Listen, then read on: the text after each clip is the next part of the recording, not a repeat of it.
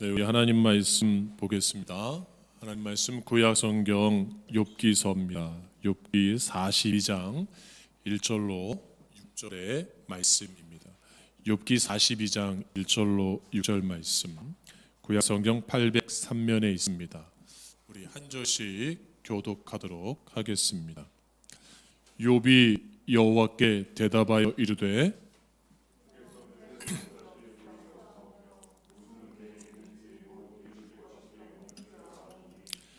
무지한 말로 이 길을 가는 자가 누구니이까? 나는 깨닫지도 못할 일을 말하였고 스스로 알 수도 없고 헤아리기도 어려운 일을 말하였나이다.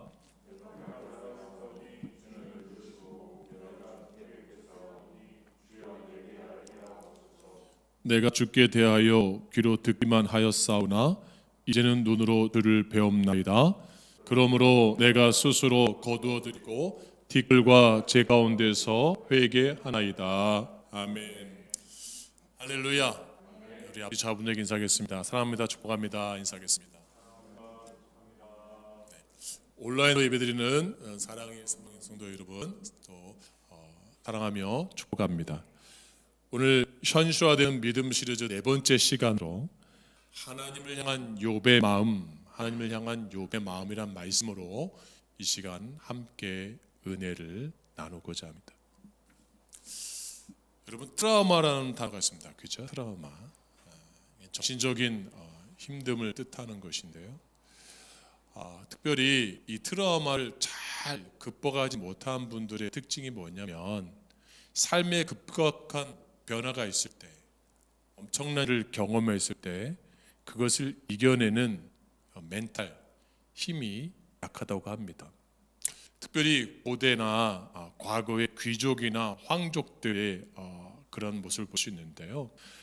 왕의 자녀였지만 하루아침에 반역으로 인해서 그 자리에서 쫓겨나서 종으로 간 노비가 되는, 우리가 그러한 또 과거의 조선시대 역사를 또 보게 되잖아요. 그러면 그런 왕족들이, 귀족들이 그런 신분의 갑작스러운 삶의 변화 속에서 극복하기 어렵고 스스로 생을 마감하는 그러한 일들이 많이 있다고 합니다. 근데 오늘날 이 시대에도 여전히 그러한 일이 많이 있다고 하거든요. 그러니까 어려운 가운데서 정상으로 올라가서 내려간 분들보다 처음부터 다 갖춰져 있는 상황에서 그런 배경 가운데서 자라오십니다. 우리가 잘 아는 대로 욥이라는 사람입니다. 욥기서는 지혜 문학의 가운데 하나인데요. 시편, 잠언, 전도서, 욥기서가 있는데 시편은 일부분이기 때문에 잠언, 전도서하고 이 욥기가 지혜 문학의 대표서로 뽑히고 있습니다. 특별히 그 가운데 욥기서가 하나님 마음을 가장 잘 알 수 있는 그런 지혜 문학의 대표서라고 말을 하고 있습니다. 이 욥이라는 분은 우스라는 곳에 살고 있었습니다. 지금 에돔 땅 남방부 지역에 살았던 것인데요. 그는 아브라함과 동시대, 그리고 결정적인 단어가 뭡니까? 악에서 떠난 자다, 죄에서 떠난 자다.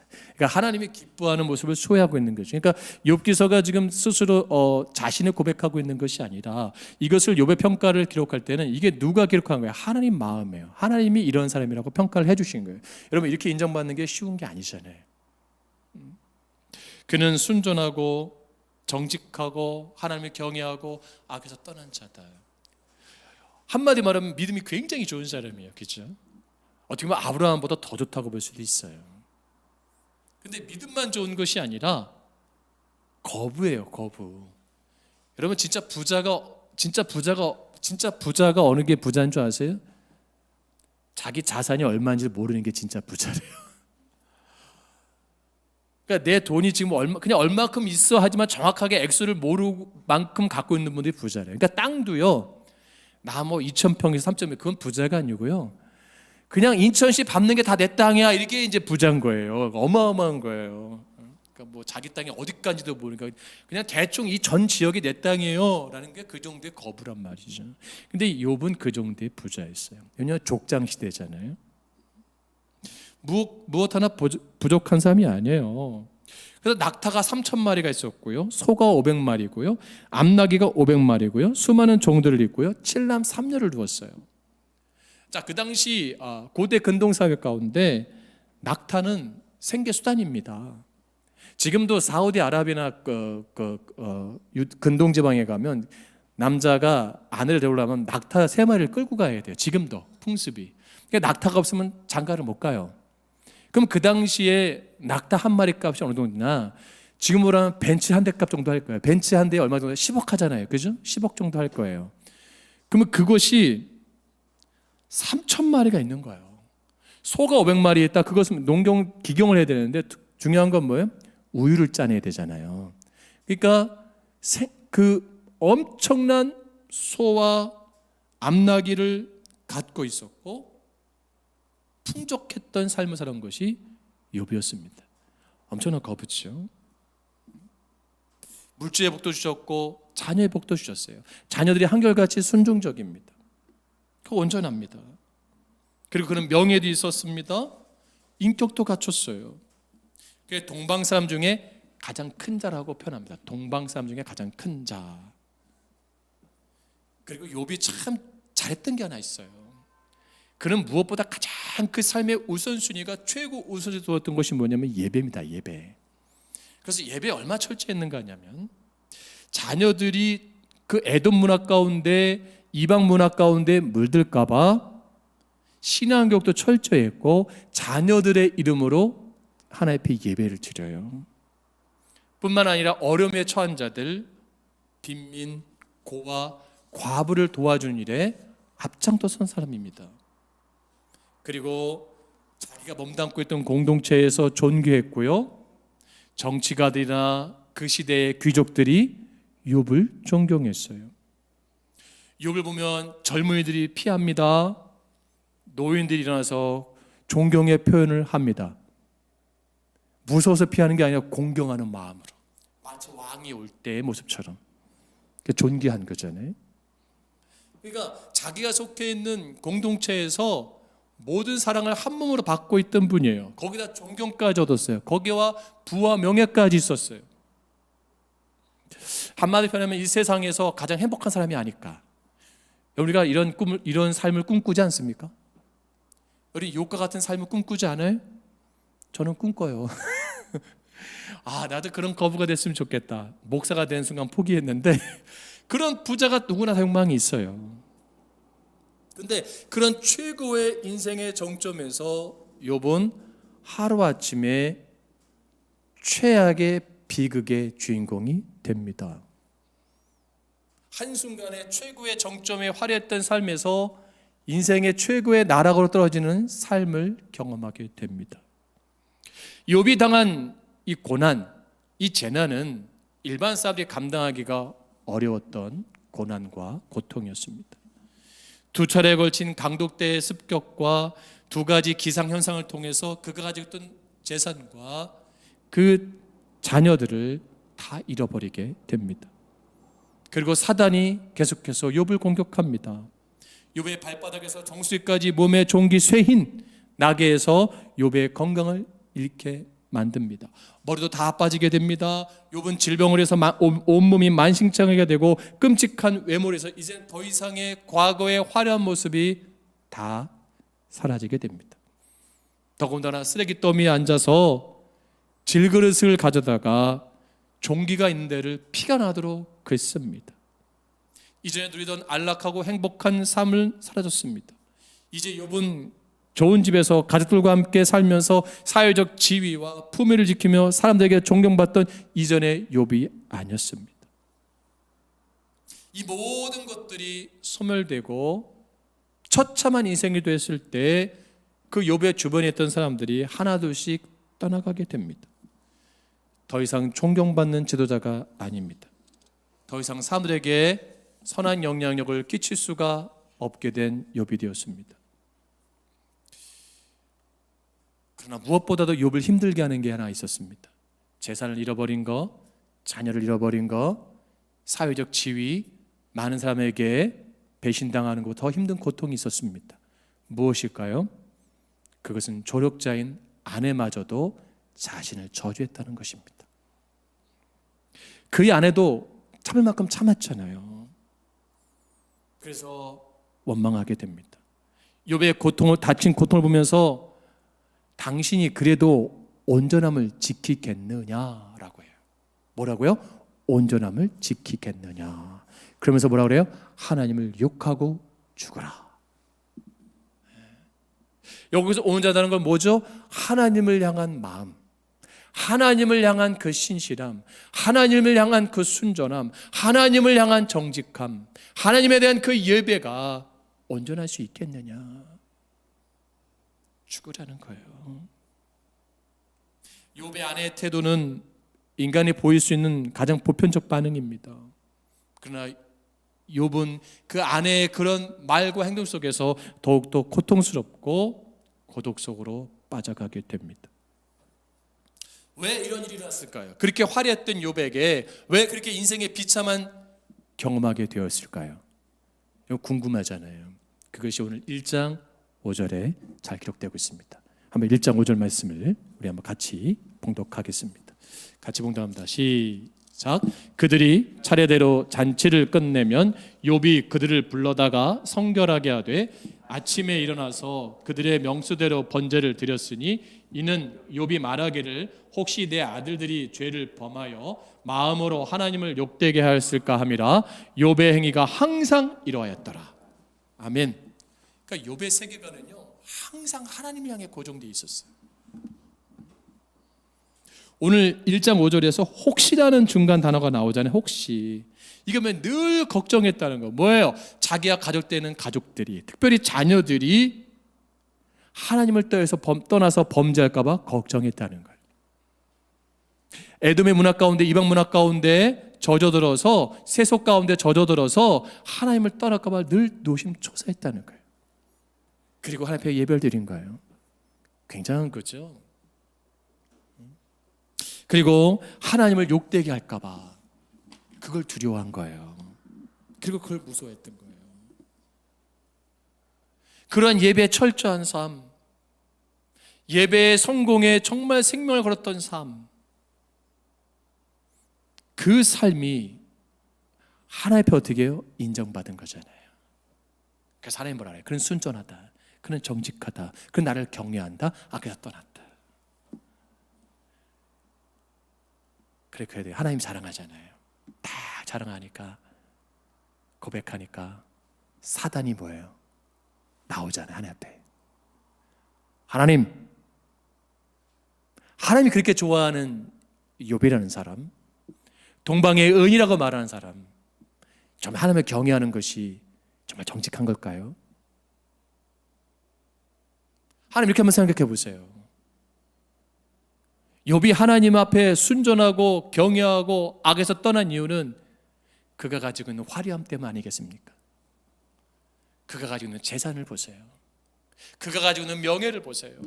그가 가지고 있는 지위를 보세요. 그가 가지고 있는 아름다움을 보세요. 외모를 보세요. 하나님 원망할 수 있겠습니까? 그게 다 소유한 사람이 하나님을 떠날 수 있겠습니까? 전 아니라고 봅니다. 굉장히 이론적이고 합리적이잖아요. 그죠? 논리적이잖아요. 사단은 이렇게 논리적이에요. 하나님 어떻게 해요? 생명만 건들지 말고 너가 시험해봐라. 그 순간 역사가 일어나는 거예요. 차차차차 공개가 아니라 사단이 뭐야? 한순간에 모든 뭐야? 재산과 자녀를 잃어버리게 하고 건강까지 상실시켜버려요. 엄청난 거잖아요.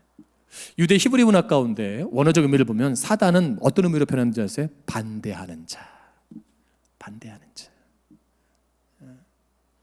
사단의 역사는 다른 거 아닙니다. 어떤 의로운 일을 할 때, 하나님 영광을 드러낼 때 항상 반대하는 마음을 갖게 하는 게 뭐의 역사라고요? 사단의 역사예요. 그 예수님께서 베드로에게 뭐라 해요? 사단아 내 뒤로 물러가라. 왜? 주님 가신 길을 반대했잖아요. 가로막잖아요. 그러니까 여러분, 우리가 어떤 건강을 회의할 때 삐딱하게 항상 반대하는 분 있어요. 반대입니다. 반대입니다. 이게 누구 마음이에요? 사단의 마음이에요. 고약한 마음이죠. 그리고 사단은 욥의 그 정직했던 신앙이 싫었던 거예요. 질투가 난 거예요. 그래서 그는 욥에 대해서 공격을 합니다. 그가 공격한 이유가 뭐예요? 하나님을 원망하게 하려고. 간단한 거예요. 한 번도 하나님 원망하지 않았던 욥을 그 삶을 처절한 나락을 떨어뜨려서 하나님을 원망하게 만들려고 했던 작전이었던 거예요. 그래서 그가 가지고 있던 기쁨, 평화, 감사, 은혜, 건강, 생명을 다 소멸해 가는 거예요. 그리고 욥에게 자기 같은 생각을 집어넣으려고 하는 거예요. 비판 정신. 하나님 어떻게 나에게 이럴 수 있습니까? 참소하게 만들려고 한 거예요. 왜? 사단은 거짓의 합이고 참소하는 거였기 때문에. 그리고 두려움을 집어넣는 거죠. 그 두려움이 뭐예요? 아, 나는 이제 벌 볼 일 없는 존재구나. 나는 진짜 아무것도 아니구나. 나는 하나님을 그렇게 잘 믿었는데 하나님을 잘 영화롭게 해도 난 아무것도 아니구나. 열등감에 빠지게 하는 거예요. 죄책에 빠지게 하는 거예요. 상한 마음을 갖게 하는 거죠. 이게 사단이 좋아하는 겁니다. 여러분, 열등감은 누가 심어주는 거예요? 사단이 심어주는 거예요. 그러면서 부정적인 말을 입에서 나가게 생각의 틈을 풀어놓는 겁니다.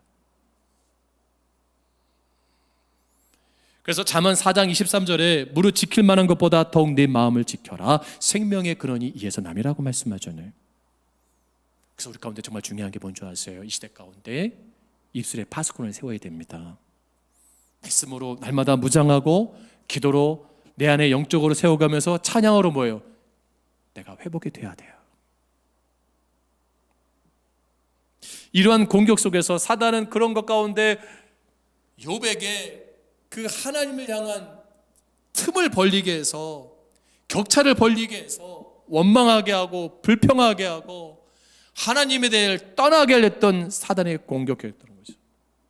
주변의 모든 사람들이 사단의 도구처럼 그를 핍박하고 그 안에마저도 하나님 앞에 원망하고 추구하고 평가까지 합니다. 근데 욥의 위대함이 여기 있는 거예요. 그런 가운데 그는 이러한 태도를 취합니다.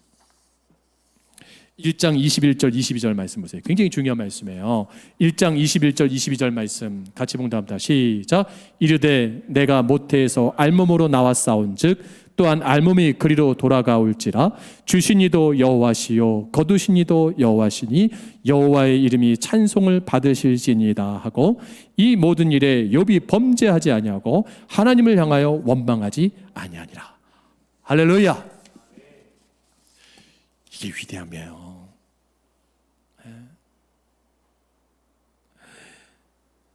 나는 알몸으로 왔으니까 주신 이도 하나님이시고 거둬가니시도 하나님이다. 그리고 여호와를 찬양받으실 분이다. 나는 하나님을 원망할 수 없다. 하나님 앞에 불평할 수 없다. 나는 하나님 앞에 범죄할 수 없다. 라고 말하는 거예요. 그 아내나 지인들에게. 쉬운 게 아니잖아요. 오늘 우리 시대 가운데 예수 잘 믿다가 정말 행복하게 살다가 사업이 망해서 자녀가 탈선해서 아내가 떠나서 남편이 떠나서 가정이 붕괴돼서 교회를 떠나는 분들도 있어요. 정말 감당하기 힘든 거죠, 고통이. 그 교회를 아예 포기한 분들을 우리 주변 가운데 심심치 않게 보게 됩니다. 정말 그렇게 잘 섬겼는데, 그렇게 정말 예수 잘 믿었는데, 아니 교회에 그렇게 잘했는데, 목사에게 그렇게 잘했는데, 아니 나에게 이게 무엇입니까? 원망하고 저주하는 분들도 있어요. 사랑하는 여러분, 우리는 우리의 삶 속에서 크든 작든 우리가 이해할 수 없는 일들을 만날 때가 많이 있습니다. 그 이유를 다 논리적으로 이해하지 못할 때가 있어요. 그럴 때 우리가 절대로 하지 말아야 될 말, 하나님 나를 버리셨구나. 하나님 과연 살아계실까?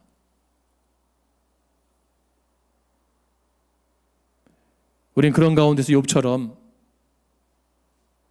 주신이도 하나님이요 거두가시도 하나님이시라.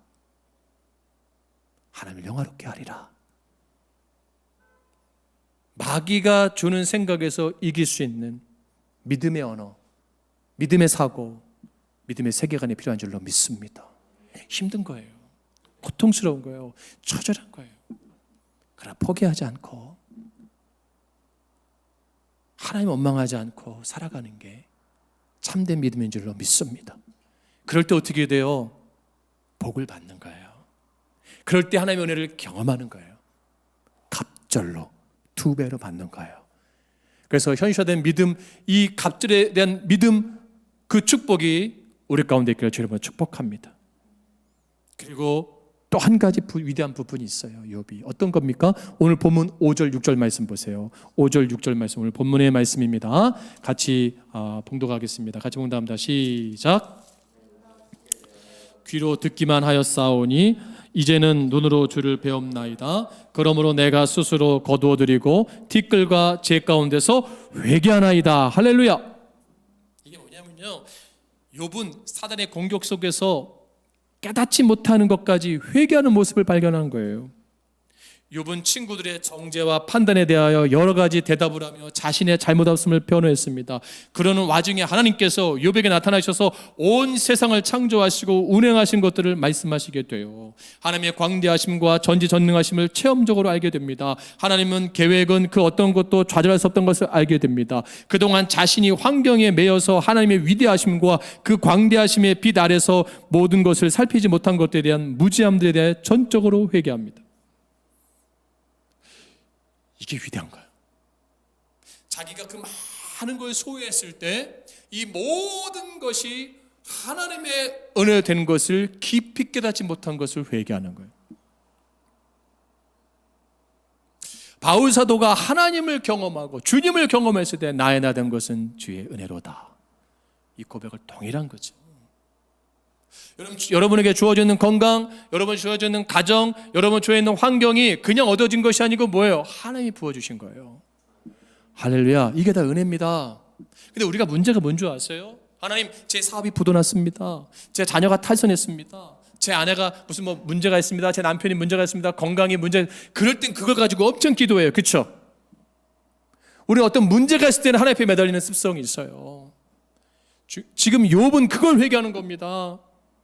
뭐예요? 주어져 있을 때 주신 은혜에 감사하지 못했던 연약함을 고백하고 있는 거예요. 다 잃어버리고 난 뒤에 오히려 철저하게 회개합니다. 이 모든 것은 하나님의 은혜였구나. 다 하나님의 공급하심이구나. 우리가 눈으로 볼 때 도무지 이해될 수 없는 상황들이 있습니다. 그럴 때 여러분 절대로 인간적인 시각으로 모든 것을 바라보고 평가합니다. 그래서 우리가 뭐예요? 우를 범하는 거예요. 믿음 없는 행동을 할 때가 많이 있습니다. 우리는 이제 하나님의 사람으로 하나님의 말씀 앞에서와 우리의 시각의 제한됨으로 말미암아 모든 것에 대한 잘못된 우를 범한 거에 대한 회개를 해야 됩니다. 그럴 때 뭐예요? 하나님 개입하시는 거예요. 어떻게 해요? 갑절의 복으로. 갑절의 복으로. 하나님은 그 갑절의 복이 뭘까요? 싸매주시고 고쳐주시고 회복해주신 하나님을 경험할 줄로 믿습니다. 여러분 삶에서 기도 응답이 잘 안 되는 분들 계세요? 일이 잘 안 풀리는 분들 계세요? 삶 가운데 막힌 것들이 많이 있는 분들 계세요? 자녀 가운데 어려움이 있습니까? 그럴수록 내 자신이 욥처럼 하나님 앞에 나와서 내가 회개할 것이 없는가를 살필 수 있는 겸손한 신앙이기를 주의 이름으로 축복합니다. 혹시 떠오르지 않는다면 더욱더 겸손하게 하나님, 제가 무언가 부족해서 이런 일이 일어났는지를 알 수 없지만 하나님 저를 불쌍히 여겨 주옵소서. 나를 긍휼히 여겨 주옵소서. 은밀하게 즐기는 것을 회개합니다. 우상 숭배했던 마음들을 회개합니다. 나의 틀과 고집과 아집과 이기적인 것들, 교만한 것들을 회개합니다. 이것이 욥 앞에 정직해지는 거예요. 이것이 욥의 위대함이에요. 전 여러분들이 하나님 앞에 진실되게 회개함으로 심령이 회복되어지고 성령에 충만하여서 하나님 앞에 인정받고 하나님 앞에 귀하게 사용받는 영육간의 배가 되는 축복받는 2021년 되기를 주의 이름으로 축복합니다. 이제 또 하나 무엇이 있습니까? 사단의 공격 속에서도 욥은 인내와 용서의 삶을 살았던 것을 볼 수가 있습니다. 여러분 10절 말씀 보세요. 10절 말씀 본문의 10절 말씀 같이 봉독합니다. 시작. 욥이 을 위하여 기도할 때 여호와께서 욥의 공경을 돌이키시고 여호와께서 욥에게 이전 모든 소보다 갑절이나 주신지라. 할렐루야. 우리 성경을 통해서 알겠지만 욥은 너무나 말할 수 없는 고통을 당한 거예요. 하루아침에 자녀들의 목숨을 잃고 순식간에 온 재산이 사라져 버렸습니다. 육신은 엄청난 병에 걸리고 말았어요. 만신창이가 됩니다. 아내는 물론 가족과 이웃, 친지, 친구들이 등을 돌리며 다 떠났습니다. 정말 중마고란 절친의 친구들이 위로하러 왔지만 오히려 책망하고 정죄합니다. 근데 그런 모든 가운데서 그 힘든 것 가운데서 욥은 인내했어요. 그리고 견뎠어요. 그리고 그들을 위해서 어떻게 해요? 오히려 기도합니다. 누구의 마음이요? 예수 그리스도의 마음이에요. 할렐루야. 예수님이 십자가에 달려 있었을 때 아버지 하나님이여 저들이 하는 죄를 알지 못하나이다. 예수님이 예루살렘 나귀 타고 입성하실 때는 호산나의 다윗의 자손이여 소고치고 춤추고 비파 수금으로 종려나무 가지 흔들고 그렇죠? 화려했던 그 따르던 무리들이 십자가상에 쓴 예수님 볼 때 침뱉고 조롱하고 저주했던 그 무리와 욥의 상황과 뭐가 다릅니까? 근데 욥은 어떻게 해요? 하나님 앞에 기도하는 거예요. 누구의 마음처럼? 하나님 마음처럼. 그러니까 욥은 하나님을 향해서 회복을 경험하죠. 그리고 번제의 제사를 드리라고 합니다. 욥은 기꺼이 용서하고 기도를 합니다. 자신들을 괴롭혔던 사람들을. 여러분을 힘들게 하고 여러분을 억울하게 하고 여러분을 고통스럽게 했던 그 대상을 위해서 여러분 정말 기도해 본 적 있습니까? 예배 드려본 적 있어요? 물질을 드려본 적 있어요? 우리 없잖아요. 항상 나를 위해서 드리지. 안 그렇습니까?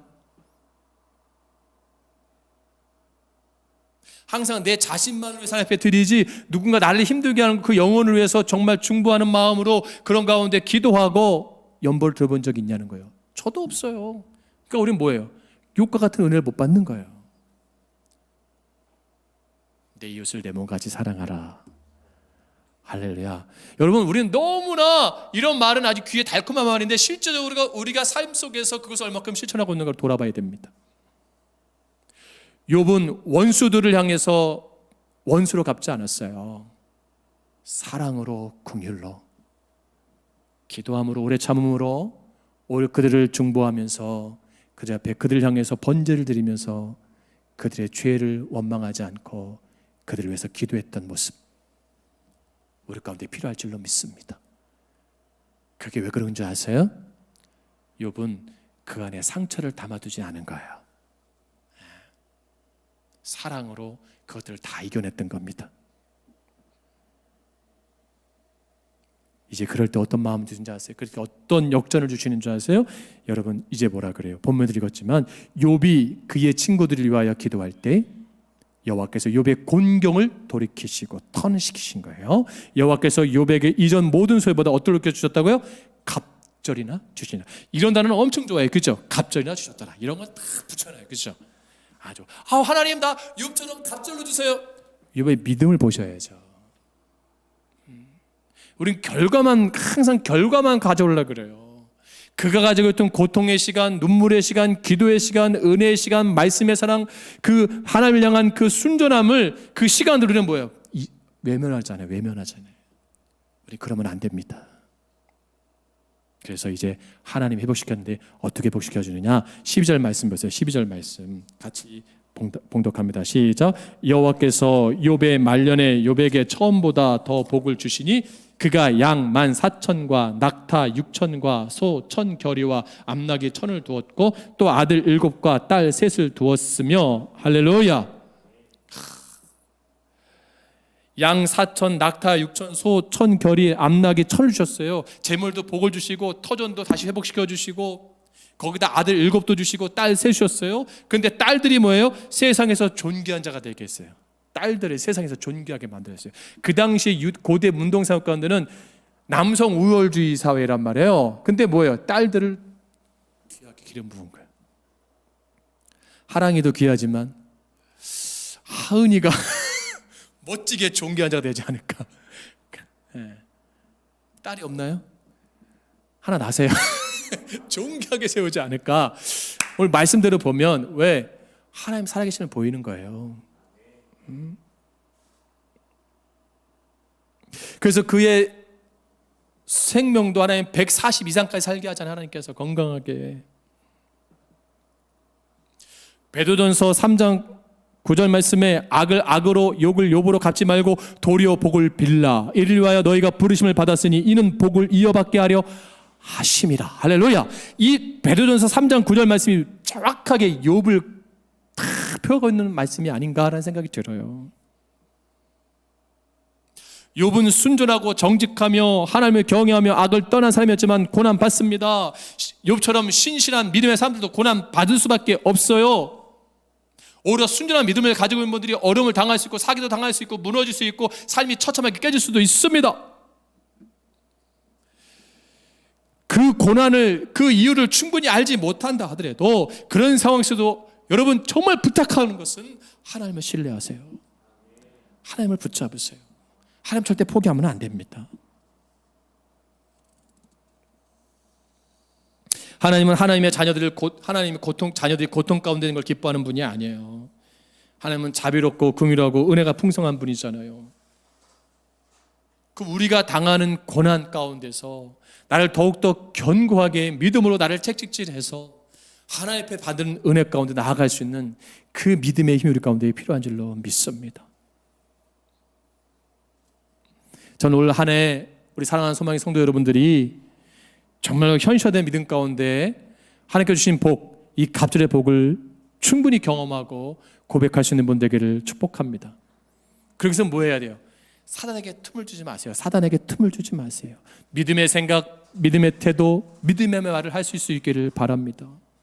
그리고 하나님의 광대하심과 놀라운 역사를 기대하면서 불평하지 않고 원망하지 않고 더욱더 내 자신을 돌아보면서 회개하면서 하나님을 바라보고 기대하고 인내하고 나를 힘들게 하던 모든 상황들을 용서하면서 하나님 포기하지 않고 나아갈 때 회복의 역사, 치유의 역사, 구원의 역사, 그 욥이 경험했던 역사를 우리 모두가 경험할 줄로 믿습니다. 거기에